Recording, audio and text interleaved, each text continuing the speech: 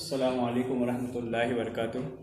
अज़ीज़ तलबा तालिबात, सबक नंबर 8 नकाब और चेहरे। मुसन्निफ़ा का नाम है सलमा सिद्दीकी। तो आइए आज हम शुरू करते हैं सबक नंबर 8 नकाब और चेहरे। कुछ जमातों में जैसे कॉमर्स में ये सबक यानी एक दो पैराग्राफ ज़्यादा हुए थे, लेकिन आर्ट्स और साइंस में एक पैराग्राफ पीछे था, लिहाजा हम यहाँ से शुरू करते हैं। सफ़ा नंबर 49 और पैराग्राफ नंबर इख्तिबास नंबर 3। साहिल लुधियानवी आए तो 7:30 बज चुके थे। जब मैंने उनको चाय पेश की तो उन्होंने बड़े अखलाक से जवाब दिया कि उस वक्त वो चाय नहीं पीते। हम देख रहे थे कि सलमा सिद्दीकी ने अपने घर पे जो दावत थी, उस दावत में आने वाले उदबा, मुंबई के उदबा और मुंबई के शोराए करा, ये जो दावत पर लब्बैक करके आए थे और एक एक करके आ रहे थे। इससे पहले बहुत से शोराए कराम आए, जिसे हमने देख चुके थे अली सरदार जाफरी। ये भी इससे पहले पैराग्राफ में मतलब उनकी तशरीफ आवरी हुई थी, हम देख चुके थे। लेकिन अब जिनके बारे में बात की जा रही है वो साहिल लुधियानवी है। ये बहुत अच्छे शायर है, जिनकी एक किताब बहुत ज़्यादा मशहूर हुई, वो है तलखिया। किताब का नाम है तलखिया, साहिल लुधियानवी की। उन्होंने दूसरी और एक किताब लिखी थी जिसका नाम था परछाइयाँ, और ये पहली है तलखिया, जिसका पहला ही शेर, इसकी किताब पर पहला ही शेर है जो बहुत ज़्यादा मशहूर हो चुका है कि दुनिया ने तजुर्बात व हवादिस की शक्ल में जो कुछ मुझे दिया है वो लौटा रहा हूँ मैं। ये उनकी शायरी की किताब है। साहिल लुधियानवी बहुत मशहूर शायर है। अब वो भी तशरीफ़ लाए दावत पर। तो सलमा सिद्दीकी ने क्या किया देखो। वो आते ही उन्होंने फ़ौरन फरमाइश की, दाखिल हुए, और जब उनको चाय पेश की गई तो उन्होंने कहा कि वो उस वक्त चाय नहीं पीते। अब हर इंसान का अपना अपना मामला रहता है, कोई किसी वक्त चाय नहीं पीता और कोई किसी वक्त चाय मांग कर भी पीता है, लेकिन उन्होंने चाय पीने से मना किया। ये कहकर वो कृष्ण जी के लिखने के कमरे में जा बैठे। थोड़ी देर बाद जब वो इस्मत चुगताई और कुर्रतुल आइन हैदर के इस्तकबाल के लिए बाहर गई और वहां से वापस हुई, तो मुझे ये देखकर बहुत हैरत हुई कि बैठने के कमरे में सिर्फ खवातीन रह गई है, बाकी लोग आहिस्ता आहिस्ता कृष्ण जी के कमरे में जा रहे थे। अब कुर्रतुल आइन हैदर, ये उर्दू अदब में बहुत बड़ा नाम है। कुर्रतुल आइन हैदर, ये उनकी किताब है और ये उनकी तस्वीर है कुर्रतुल आइन हैदर की। उन्होंने किताब लिखी थी कारे जहां दराज है, और बहुत सी किताबें उन्होंने लिखी है। सितंबर का चांद भी उन्हीं की किताब है। उसके बाद और भी बहुत सी दिगर किताबें उन्होंने लिखी है। तो ये कुर्रतुल आइन हैदर है, जिनकी किताब अपनी लाइब्रेरी में मौजूद है। कारे जहां दराज है, ये उनकी तस्वीर है, जिनको यानी अदबी दुनिया में सब यानी उदबा शोरा उनको यानी अदबी दुनिया में उनको आईनी आपा कहा करते थे। तो वो भी तशरीफ़ लाई। और जब मुसन्निफ़ा सलमा सिद्दीकी जब उनके इस्तकबाल के लिए गए और वापस आई है, तो देखा कि जितने भी मर्द हजरात थे, जितने भी उदबा थे, जितने भी शोराए कराम थे, वो मर्द हजरात तकरीबन एक एक करके कहाँ चले गए? कृष्ण जी के यानी कृष्णचंद्र के, सलमा सिद्दीकी के शोहर के कमरे में चले गए, और वहां सिर्फ खवातीन रह गई थी। अब खवातीन रह गई थी, बाकी कोई मौजूद नहीं था। इस्मत चुगताई कमरे में दाखिल हुए और एक उचटती हुई नजर इधर उधर डालकर दीवान पर बैठ गए, और बैठने पर दीवान पर बैठने और कुछ लेटने के अंदाज में बैठ रही। इस्मत आपा का किसी महफिल में खुद से पहुंच जाना तकरीबन नामुमकिन है, यानी उनको जब भी कभी बुलाया जाता है तो वो खुद से जाना उनको बहुत मुश्किल हो जाता है, खुद से जा नहीं पाती है। उन्हें बुलाइए तो बार बार उनकी याद दहानी कराते रहिए। उनके घर से लाने और घर तक पहुंचाने का बंदोबस्त कीजिए। उनकी इस अदा पर बहुत हैरत होती है कि जो खातून अपनी कहानियों में, अपने ख्यालों में इस कदर रोशन ख्याल हो, वो आने जाने और घूमने फिरने के सिलसिले में इस कदर कदामत पसंद हो, बड़ी अजीब बात है। या कदामत पसंद हो, अजीब बात है। अब सलमा सिद्दीकी ये बात सोचने पर मजबूर हो गई कि ऐसी औरत जो बेचारी कैसी हो, बोलो, अपने कहानियों में रोशन ख्याल रखती हो, लेकिन अपने निजी जिंदगी में कदामत परस्ती होती है। कदामत पुराने ख्यालात वाली, कदामत परस्त कहा जाता है पुराने ख्यालात रखने वाली या पुराने ख्यालात पर अमल करने वाली। यानी उनका कहने का मतलब ये था कि उनकी कहानियां बहुत अच्छी होती थी, कहानियों में वो एक दूसरे को मोटिवेट करते थे और एक दूसरे को हिम्मत की बातें करते थे। लेकिन जब वो निजी जिंदगी में उनको देखते थे तो निजी जिंदगी में देखने के बाद ये महसूस होता था कि बहुत ज़्यादा पुराने ख्यालात की है। दावत देने पर उनको याद भी दिलाओ बार बार और आने जाने का इंतज़ाम भी किया जाए। मैंने कुर्रतुल ऐन हैदर की तरफ देखा। वो कुछ खामोश सी दीवान के कोने में रेडियोग्राम का सहारा लिए बैठी थी। इस्मत चुगताई जिस तरह की बातें अपने अदब में करती है वैसी ही अपनी गुफ्तगू में करती है। अब दो लोगों की बातें हो रही, एक इस्मत चुगताई साहिबा है और दूसरी है कुर्रतुल ऐन हैदर है। अब दोनों का मवाजना किया जा रहा है कि दोनों कैसे अदब में किस तरह से है और निजी जिंदगी में किस तरह से है।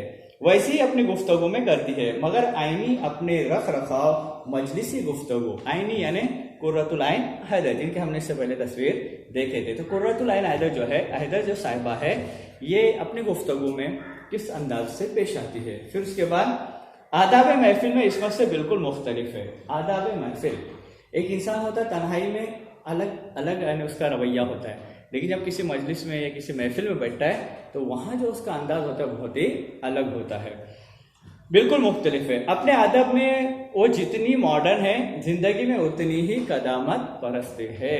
अब उन्होंने कहा कि जितना उनके अदब वगैरह में जो उनके अंदर जो नयापन है या फिर लेटेस्ट जिसको कहेंगे, मॉडर्न कहेंगे, नया कहेंगे या जदीद कहेंगे, सबसे अच्छा उसके लिए लफ्ज़ है क्या बोलो, जदीद या जदीदियत। तो जदीद पे जितना जदीद जो बातें होती है या जदीद चीज़ें आती है वो अपनी कहानियों में अपने अदब में इस्तेमाल करती है, लेकिन अपनी निजी ज़िंदगी में देखेंगे तो पुराने ख्यालात से ताल्लुक़ रखने वाली वो मोहतरमा है। फिर उसके बाद वो आजिबों की महफिल में कम नज़र आती है। उसके बाद आईनी बड़ी महफिलों में खुलती है। आईनी आपा जो है बड़ी बड़ी जो मजलिसें लगती है, महफिलें लगती है, तो उसमें अपने दिल की बात, मतलब जो दिल में है वो साफ जाहिर कर देती है। करीबी दोस्तों की छोटी छोटी महफिलों में कोई बहस शुरू हो जाए, फिर देखिए कि आईनी के गुल अफशानी गुफ्तार। अब गुल अफशानी गुफ्तार उसको कहते हैं जिससे इंसान के क्या उसको कहेंगे, जुबान से फूल झड़ते हैं। मतलब इंसान ऐसी गुफ्तगू करता है कि यूं महसूस होता है कि उसकी जुबान से क्या झड़ते हैं, बोलो, फूल झड़ते हैं। यानी अच्छे अंदाज में गुफ्तगू करने का मलका अल्लाह ने उनको अता किया था वो आजिबों की महफिल में। उसके बाद वो एक दम बदल जाती है, कुर्सी से दीवान पर आ जाएंगी, दीवान से उतर कर नीचे कालीन पर आ जाएंगी और मगरबी अदब की जदीद तरीन तहरीकों पर जदीद तरीन ख्यालात का इजहार इंतहाई वजाहत और साफ गोई से फरमाएंगे। यानी इतनी बड़ी खुसूसियत उनके अंदर मौजूद थी कि वो जब किसी उन्वान पर गुफ्तगू करती थी तो साफ ख्यालात और अच्छे अंदाज में और जदीद मालूमात के साथ वो बात करती थी, यानी इस्तिदलाल के साथ करती थी, दलील के साथ बात करती थी और अपनी बात को आगे पेश करती। बाहर एक टैक्सी आकर रुकी और ख्वाजा अहमद अब्बास सवार हुए। वो हस्बे मामूल बेहद जल्दी में थे। ये एक नजर कृष्णचंद्र के कमरे में डाली, मैं हंस दी तो खुद भी हंस दिए, फिर बोले लाइए चाय लाइए। अब ख्वाजा अहमद अब्बास जिनका अदब में बड़ा मकाम भी है और अदबी दुनिया में रहते हुए उन्होंने समाजी जिंदगी में समाजी कामों को ज्यादा तरजीह भी दी थी। लोगों की मदद करना और लोगों के साथ सुख दुख में शरीक होना, यह उनका अहम मैंने सेवा कहेंगे या फिर उनकी जिंदगी का एक अहम हिस्सा बन चुका था। वो आए, तशरीफ लाए और उन्होंने फौरन चाय तलब की। इससे पहले हमने देखे थे कि साहिल लुधियानवी भी आए तो उनको चाय पेश की गई, लेकिन उन्होंने चाय नहीं पी। और यहाँ मामला ये आया कि इन्होंने आते ही अपने के लिए क्या मांगे, चाय तलब की और चाय को तलब किया और चाय मांग दी उन्होंने। मैंने चाय की प्याली उनकी तरफ बढ़ाई तो बोले, भाई बस चाय चलेंगी, मिठाई विठाई मत लाइएगा। अब लग रहा है मिठाई विठाई। अब इससे पहले हम देख चुके हैं कि ऐसे दो अल्फाज जो एक साथ आते हो लेकिन उसका पहला लफ्ज जो होता है वो बामानी होता है और दूसरा जो होता है वो उसकी कोई मानी नहीं होती, बेमानी, लेकिन वो बामानी लफ्ज के साथ आ जाता है, उसको हम अक्सर उसको ताबे मोहम्मल कहते हैं। ऐसे दो अल्फाज कई मरतबा आते हैं, जैसे चाय वाय, उसके बाद ये मिठाई विठाई, नजराना वजराना। तो उन्होंने कहा है कि सिर्फ चाय चलेगी और उसके साथ कुछ मिठाई विठाई मत लाइएगा। फिर उन्होंने क्या और तलब किया, देखो कि कोई मिठाई विठाई मत लाइएगा। अब्बास साहब खुशियों में कम शिरकत करते हैं, वो तंदुरुस्त दोस्तों के यहाँ कम जाते हैं और खाते पीते साथियों की परवाह कम करते हैं।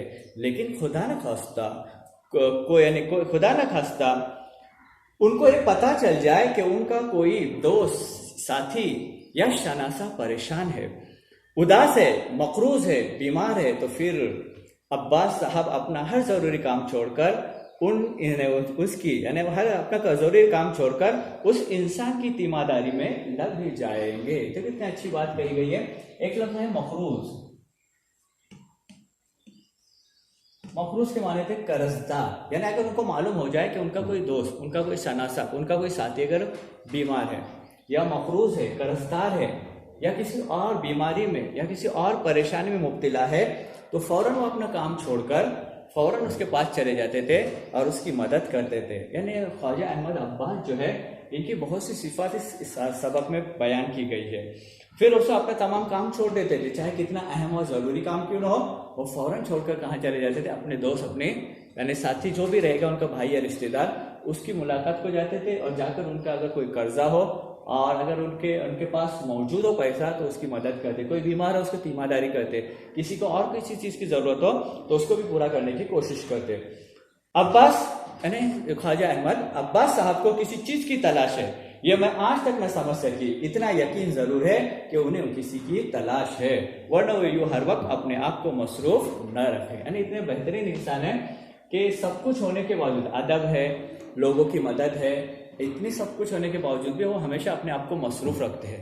और मसरूफ रखने के बाद क्या करते हैं उन मसरूफियात में कि अदब से फिल्मों में, फिल्म से जर्नलिज्म में। अब उन्होंने शुरू जो अपनी ज़िंदगी का जो आगाज़ किया था, पहले अदब से किया था, लिटरेचर से किया था, फिर वो फिल्मी दुनिया में कुछ मुकालमात या कुछ क्या उसको कहें कहानियाँ वगैरह वो लिखने लगे।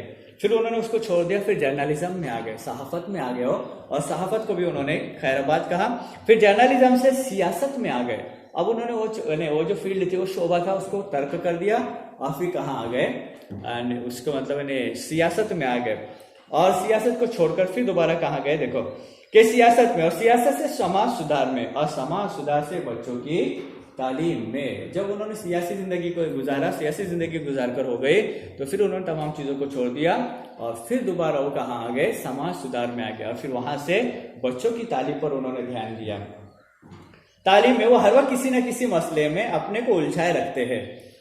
यूँ हर अदीब के पास चंद मसले होते हैं, मगर अब्बास साहब के पास सबसे ज़्यादा मसले हैं। वो हमेशा सफ़र में रहते हैं, यानी उनके मसरूफियत की बहुत सी वजूहात है, लेकिन उन मसरूफियत में और एक बात है कि वो हमेशा सफ़र में रहते, दूसरों के लिए सफ़र करते, अपने अदब के लिए करते, मालूमात के लिए करते, और दीगर मकासद के लिए वो क्या करते हैं, सफ़र करते। वो हमेशा सफ़र में रहते। सुबह 9 बजे घर से निकलते, यानी फ़ौरन निकलने का उनका वक्त होता है सुबह 9 बजे। रात को 12 बजे घर वापस लौटते हैं, यानी इतनी जल्दी सुबह निकलने के बावजूद भी घर पर आने में उनको इतनी देरी हो जाती थी, वो घर पे पहुंचते थे 12 बजे।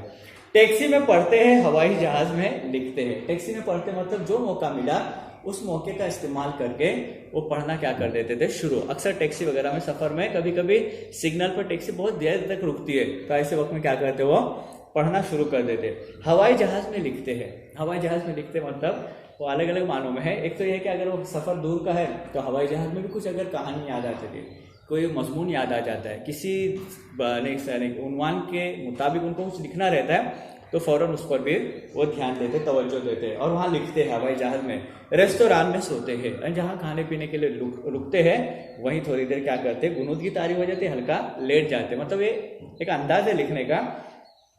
और रात को जागते हैं। आज बम्बई में है और कल दिल्ली में हो, दिल्ली में परसों मॉस्को में दिखेंगे, परसों मॉस्को में दिखेंगे। उसके बाद तो अगले दिन लंदन में है। जी चाहता है कि उनसे पूछूं मंजिल है कहाँ तेरी, ऐ सहराए ऐ लालाए सहराई। यानी उनको ऐसा लगता है कि बार बार मैं उनसे पूछूं कि वो उनकी अगर मंजिल है कहाँ, वो कहाँ रुकने वाले हैं। यानी कहने का मतलब अपनी ज़िंदगी उन्होंने बहुत ज़्यादा मसरूफ़ रखी थी और मसरूफ़ियत अपनी ज़िंदगी गुजार रहे थे, मगर उनके पास तो शायद ये मिसरा सुनने की भी फुर्सत नहीं है। सिगरेट वो नहीं पीते, पान वो नहीं खाते, शराब वो नहीं पीते, किसी दोस्त की बुराई वो नहीं करते, देखो इतनी अच्छी अच्छी सिफात है, अल्लाह करे ये सिफात हमारे अंदर भी आ जाए। सबसे पहले वो सिगरेट नहीं पीते, बहुत अच्छी बात है। उसके बाद शराब नहीं पीते, पान नहीं खाते, और सबसे शराब तो बुराई है ही है, साथ ही साथ अपने किसी दोस्त की बुराई भी नहीं करते, यानी किसी की बुराई को जाहिर नहीं करते, बुराई बयान नहीं करते थे। शायद इसीलिए उनका दिल किसी महफिल में नहीं लगता। यानी यहाँ एक तंज किया गया जुमला जो है वो तंजिया जुमला है कि इंसान जब महफिलों में बैठा है तो दूसरों की बुराई करता है। ये बुराई नहीं करते, इसके लिए किसी मजलिस में ज्यादा रुकते नहीं है, और वो चंद मिनट ठहर के एक जगह से दूसरी जगह चले जाते हैं, इसलिए कि तीसरी जगह जाने के लिए, यानी किसी तीसरी जगह जाने के लिए, मतलब एक मजलिस से उठते हैं दूसरी मजलिस में चले जाते हैं, और वहां से भी उठते हैं तो तीसरी जगह वो चले जाते हैं। अजीज तुलबा व तालिबात, ये जो आज मुख्तसर पढ़ाया गया था, इसमें कुछ पैराग्राफ आर्ट्स कॉमर्स वालों के आगे पीछे थे, इसके लिए सबको साथ लेने के लिए ये चंद पैराग्राफ आज पढ़ाए गए। आइंदा का सबक इंशाअल्लाह हम अगले लेक्चर में देखेंगे। सबक बहुत अच्छे हैं। नकाब और चेहरे, मुसन्निफा का नाम सलमा सिद्दीकी, बहुत अच्छे अंदाज में उन्होंने मजमून लिखा है, जो हमें कई जगहों पर, यानी कई बातें हमारे अगर जहन में बैठ जाए तो हमारी ज़िंदगी क्या हो सकती है, संवर सकती है। अजीज़ तुलबा तलबात, इंशाअल्लाह अगला जो हिस्सा बचा हुआ है उसको आइंदा इंशाअल्लाह लेक्चर में पूरा करेंगे। अस्सलामु अलैकुम वरहमतुल्लाहि।